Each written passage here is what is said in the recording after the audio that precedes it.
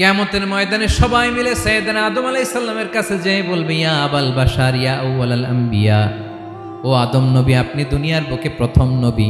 আল্লাহ নিজ হাতে আপনারে 60 হাত লম্বা করে বানিয়েছেন, আপনার সম্মানে ফেরেশতাদেরকে সেজদা দিতে বলেছেন।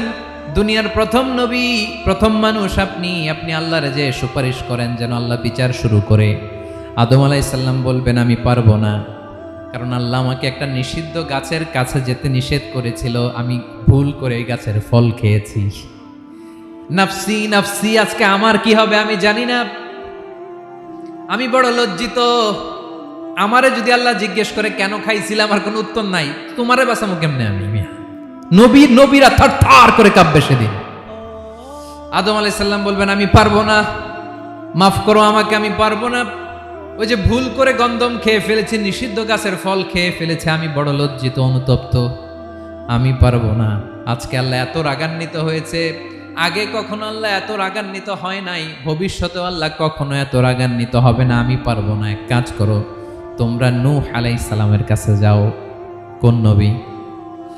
লোকেরা এবার পাগলের মতো দৌড়াতে দৌড়াতে আল্লাহর নবী নূহ আলাইহিস সালামের কাছে যেয়ে বলবে, ইয়া নবী আল্লাহ নূহ, আনতা আউয়ালুর রুসুলি ফিল আরদ, আপনি জমিনে প্রথম রাসূল।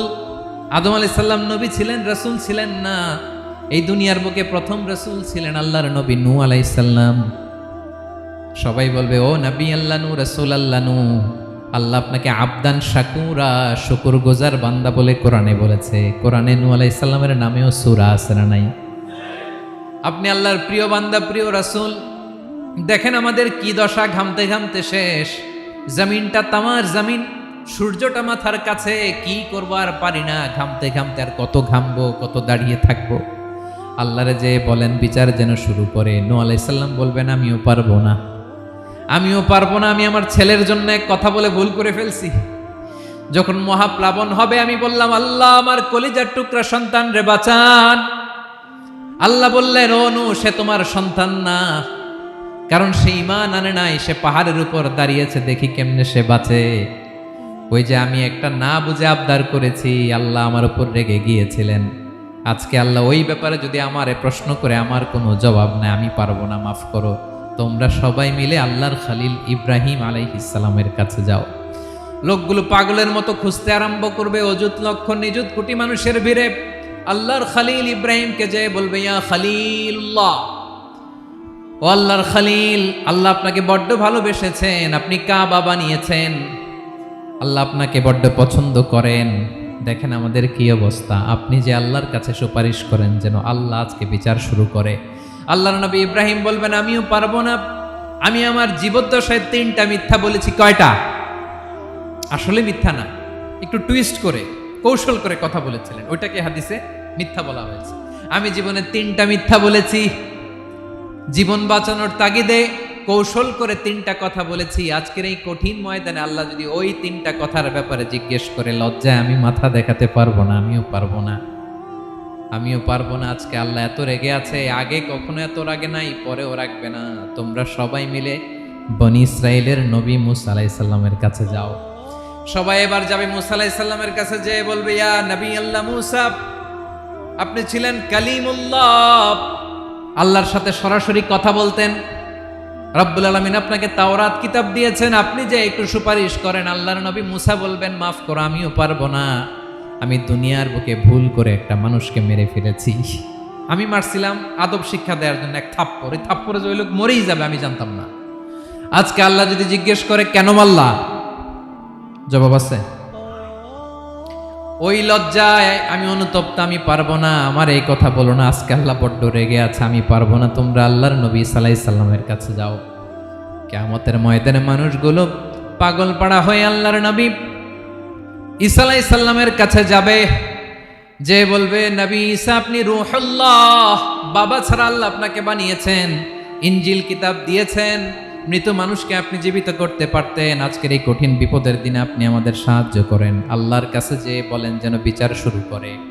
ঈসা আলাইহিস সালাম বলবেন, আমিও পারবো না, ইন্নী উবিদতু মিন দুনিল্লাহ, আমার উম্মত খ্রিস্টানেরা আল্লাহরে বাদ দিয়ে আমি ঈসার ইবাদত করেছে।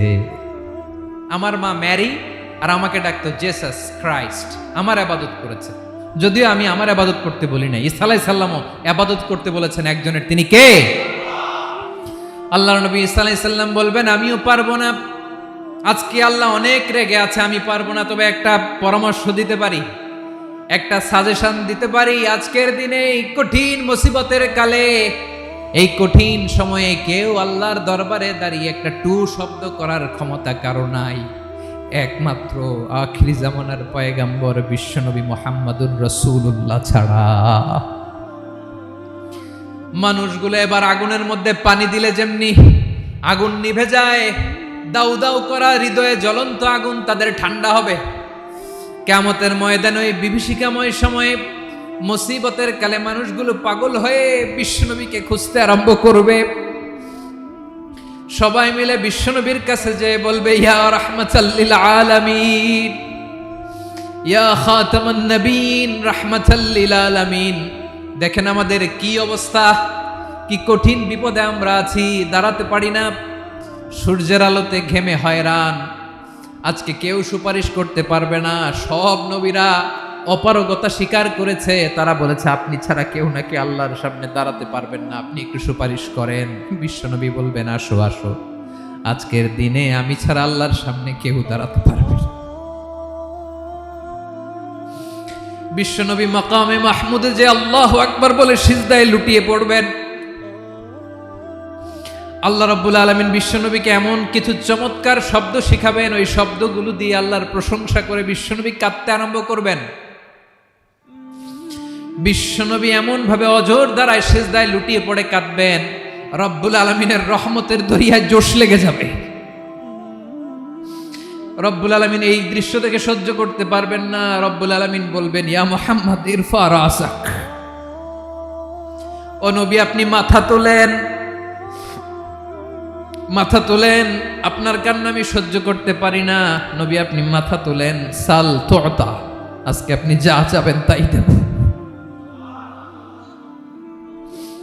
নবী আপনি সিজদা থেকে মাথা তুলেন, সাল তুতা, যা চাবেন তাই দেব। ওয়াশফা তুশাফা, যার জন্য সুপারিশ করবেন তার সুপারিশ কবুল করে নেব।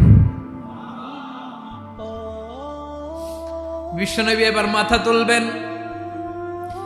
যে বিভীষিকাময় সময়ে প্রত্যেক নবী বলেছেন আমি পারবো না, প্রত্যেক নবী বলেছেন নফসি নফসি, আমার কি হবে আমি জানি না, আল্লাহ আমারে বাঁচাও। প্রতিটি নবী বলবেন নফসি নফসি, আল্লাহ তুমি আমারে বাঁচাও আমারে বাঁচাও। বিশ্বনবী মাথা তুলবেন, তুলে বলবেন রব্বি হাবলি উম্মতি, আল্লাহ তুমি আমার গুনাহগার উম্মতকে বাঁচাও। এই দুনিয়ার বুকে রব্বুল আলামিন সব নবীকে একটা করে দাওয়া মুস্তাজাবা দিয়েছেন, মানে যে দোয়া করলে কবুল হয়ে যায় সাথে সাথেই। দাও বিহা, দুনিয়ার সব নবীরা ওই দোয়াটা দুনিয়ায় করে ফেলেছে। সব নবীকে আল্লাহ একটা করে দোয়া দিয়েছেন, নবী দোয়া করলেই কবুল, সব নবীরা ওই দোয়া করে ফেলেছে দুনিয়াতে। বিশ্বনবী বলেন আমি করি নাই। ওয়া ইন্নী আখতাবিউ দাওয়াতি শাফাআতান লি উম্মতি ইয়াউমাল কিয়ামাহ, আমার ওই স্পেশাল দোয়াটা আমি দুনিয়ার বুকে কঠিন বিপদে পড়েও কোনোদিন করি নাই। আমি আমার স্পেশাল দোয়াটা কিয়ামতের দিন আমার গুনাহগার উম্মতকে সুপারিশের জন্য রেখে দিয়েছি। আল্লাহ বলবেন নবীর ফারাসাক, মাথা তোলেন, আর কাঁদবেন না। বিশ্বনবী মাথা তুলবেন, আল্লাহ বলবেন সাল তুতা, আপনি যা চাবেন তাই দেব। ওয়াশফা তুশাফা, সুপারিশ করেন সুপারিশ কবুল করব।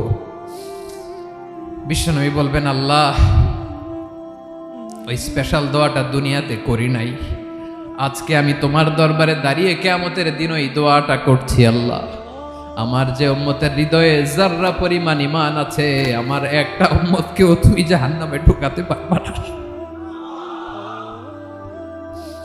বিশ্বনবী পাগলের মতো একবার হাউজে কাউসারে যাবেন, একবার সিরাতে যাবেন, একবার পুলসিরাতের দিকে, একবার হাউজে কাউসারের দিকে, পাগলের মতো দৌড়াতে থাকবেন, তার কোনো গুনাহগার উম্মত যাতে জাহান্নামে ঢুকে না যায়। সেদিন কেউ সুপারিশ করতে পারবে না বিশ্বনবী ছাড়া। এজন্য 5 নম্বর আল্লাহ বললেন মান যাল্লাযী ইয়াশফাউ ইনদাহু ইল্লা বিইযনিহি, কার সাহস আছে, কার এত বড় বুকের পাটা কিয়ামতের কঠিন দিন আল্লাহর সামনে দাঁড়িয়ে সুপারিশ করবে? কারো ক্ষমতা নেই, কারো ক্ষমতা নাই। বিশ্বনবী সেদিন সেজদায় পড়ে উম্মতের জন্য কাঁদবেন, সবাই কাঁদবে, নফসি নফসি, আল্লাহ আমারে বাঁচাও, আল্লাহ আমারে বাঁচাও। বিশ্বনবী বলবেন উম্মতি উম্মতি। বিশ্বনবী আমার জন্য কাঁদবেন, আপনার জন্য কাঁদবেন, আমাদের জন্য সেদিন কেঁদে কেঁদে জাহান্নামের দরজায় দাঁড়িয়ে আমাদেরকে টেনে টেনে জান্নাতে ঢুকাবেন। এজন্য এই বিশ্বনবীর ভালোবাসা যেন আমাদের হৃদয়ে ভরপুর থাকে। আমার ভাইয়েরা,